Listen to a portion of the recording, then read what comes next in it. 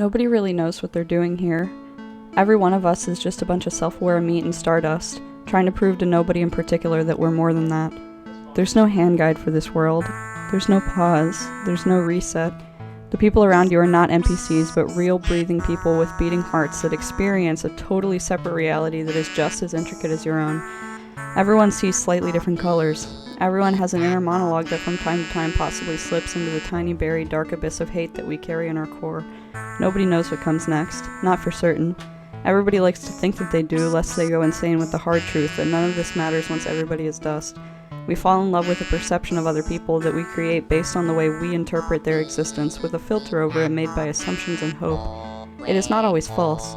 Some people can see better than others into the enigma that is the inner realm of another life, but nobody really knows anybody. If we did, God, I'm glad we don't. And what is the conscious? What separates us from computers? If our existence is based only on a learning algorithm, patterns, memory, call and response, chemical reactions that are visuals of formulas, we don't know what life is, and hence we search for it every day. We yearn for life, and yet we know not what it means to live. Then, even further, what is the subconscious? We assume that with this there is an even deeper layer to the soul that is inaccessible to the host entirely, that still contributes to the generation of their very being. What are we?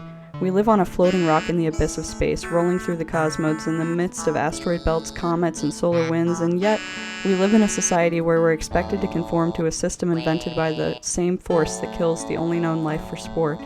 Why are we supposed to be superior because we have built things differently? Because we communicate differently? Because we sin differently? We are just flesh, nothing separates us from the apes but fire, and yet we live as if we own the only thing that builds itself and owns itself. The earth is alive. The moss on the trees and the trees are not one, and yet we burn forests, the cities of the other, for it is always us and them. You cannot own that which is its own master by nature. We are wise when we accept that we are masters of nothing but our own fate. We owe nothing to the cosmos but gas and history, and so we write and sing and act and dance and gather around fires and drink whiskey. We make light and we capture it just in case there is something or someone out there who might care. We spill our own internal world into our art, our pain and our pride. Why else but to stand before somebody with your heart and say, please tell me I'm not alone. And we aren't, in ways. There are 8 billion people. You can't be that special. There's people just like you somewhere, tons of them. Maybe really far away, but you aren't one of a kind. The thing is, though, you can't be lonely when you're alone. It's the people around somewhere where you don't belong that sting. In the end, everyone comes into this world only guaranteed that they have themselves, and there's always the risk of dying alone. Even if you're just the last person who survived a nuclear war and you wander through the earth with the trembling, slowly slipping thought that there might be someone sharing your suffering. That's what brings us together in life, existential dread.